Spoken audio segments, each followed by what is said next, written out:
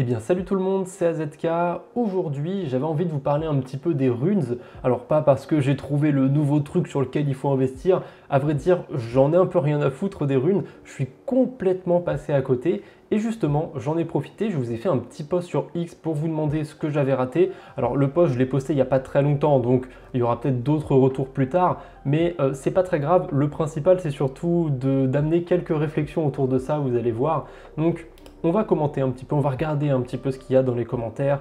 Donc il y a pas mal de trucs autour de spéculation, des gens qui me disent qu'ils ont fait des x10, des x50. Enfin, je sais pas s'ils l'ont fait, mais en tout cas, ils parlent 2x10, 2x50. Il y a même un commentaire sarcastique de Hit9 qui dit des x4000 sur une technologie futuriste. Il y a pas mal de gens aussi qui sont comme moi, qui n'ont pas regardé, qui ça donne pas envie. Par exemple, le bull marketer, il dit j'ai du mal à m'y mettre, moi le Bitcoin je le hold et c'est tout, MDR. Voilà, Karnov, non, t'es pas le seul, je suis passé à côté aussi. Je crois qu'on ne passe pas à côté de grand chose, à moins peut-être d'avoir été très early. En gros, il y a deux types de réactions. C'est les gens qui sont passés à côté et qui se disent que j'ai du Bitcoin, donc pourquoi aller risquer mes Bitcoins là-dessus? Et des gens qui disent c'est super, il y a des gros multiplicateurs. En fait, tout ça, ça me fait penser au casino. C'est un petit peu le même principe, hein, c'est-à-dire qu'il y a des gens qui vont au casino et t'en as toujours quelques-uns qui sortent du casino en ayant gagné de l'argent. D'ailleurs, j'avais vu un truc passer il n'y a pas longtemps par rapport à ça. Je ne sais pas à quel point c'était véridique, mais ça disait qu'il y avait 8 à 10% des personnes qui allaient au casino et qui sortaient avec des gains et que les 92-90% restants, ils perdaient de l'argent. Bon, je ne sais pas trop ce qu'elle vaut cette stat que j'avais vu passer, mais je pense que dans les grandes lignes, c'est pas loin de la vérité, hein. En général, les gens qui vont au casino, ils perdent de l'argent et le casino, c'est le grand gagnant sur le long terme. Et j'ai l'impression que c'est pareil en fait avec l'investissement sur Bitcoin et éventuellement sur Ethereum.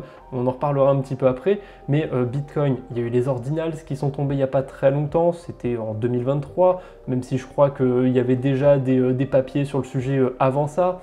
Là, on a les runes qui sont apparus. En fait, j'ai l'impression qu'il y a le côté casino où on va sur les runes, on va sur les ordinals et on essaye de faire des gros multiplicateurs. Et on a, enfin ça c'est les gens qui jouent au casino et on a ceux qui tiennent entre guillemets le casino, c'est eux qui vont hold du Bitcoin. Alors oui, ils vont pas faire des x10 du jour au lendemain sur leur bague, ils vont pas faire des x50, des x4000, etc.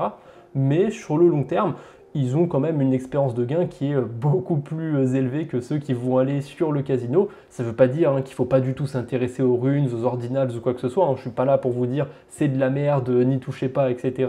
Mais c'est quand même intéressant de voir les choses sous ce prisme. Parce qu'il y a beaucoup de gens qui foncent là-dedans justement parce que l'appât du gain, il y a des gens qui ont fait des multiplicateurs. En plus sur les réseaux sociaux, il y a quand même pas mal de biais cognitifs qui font que, en général, ceux qui gagnent de l'argent, ils sont surreprésentés et du coup, on a l'impression que tout le monde a tous les airdrops sur Twitter, que tout le monde trouve les meilleures tendances, etc. Et pourtant, quand vous vous y essayez, chaque fois, vous vous plantez. Mais on n'est pas là pour parler de biais, de psychologie, etc. Je pense que vous êtes plus ou moins conscient de ça, ou en tout cas, j'espère que vous êtes plus ou moins conscient de ça. Ouais, la réflexion qu'il y a pour aujourd'hui, c'est vraiment le côté... en fait, est-ce que vous voulez être celui qui joue au casino ou celui qui tient le casino? Et pourquoi je parlais d'Ethereum? On peut faire plus ou moins la même projection avec les NFT. Alors les NFT, pareil, c'était pas nouveau en 2021, ça existait déjà un peu avant avec les CryptoKitties et compagnie, mais en 2021, il y a eu le gros boom des NFT. Il y a plein de gens qui se sont exposés aux NFT, etc. Il y en a qui ont acheté des Bored Ape, des punks, etc. au tout début quand ça valait pas grand chose et qui les ont vendus pour quelques dizaines d'Ethereum, mais il y en a qui en ont acheté un pour 100 Ether ou des valeurs comme ça et qui les ont vendus quelques mois plus tard à 50, 60, 80% de baisse.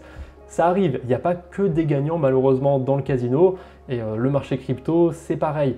Donc là, je veux pas, encore une fois j'insiste, dire que runes, ordinal c'est tout pourri, mais ça reste de la spéculation. Et comme partout dans les marchés spéculatifs, il y a toujours plus de perdants que de gagnants. Donc profitez, si c'est quelque chose qui vous intéresse, si c'est un domaine qui vous intéresse, que vous êtes pas mal investi là-dessus, profitez tant que ça vous réussit, mais gardez quand même à l'esprit que c'est spéculatif, qu'il y a plus de perdants que de gagnants. Donc c'est important, je pense, de rester humble et de savoir prendre des profits, de profiter. Parce qu'au final, est-ce que vous voulez avoir des bitcoins dans 10 ans, dans 20 ans, ou est-ce que vous voulez avoir des JPEG ou des conneries comme ça?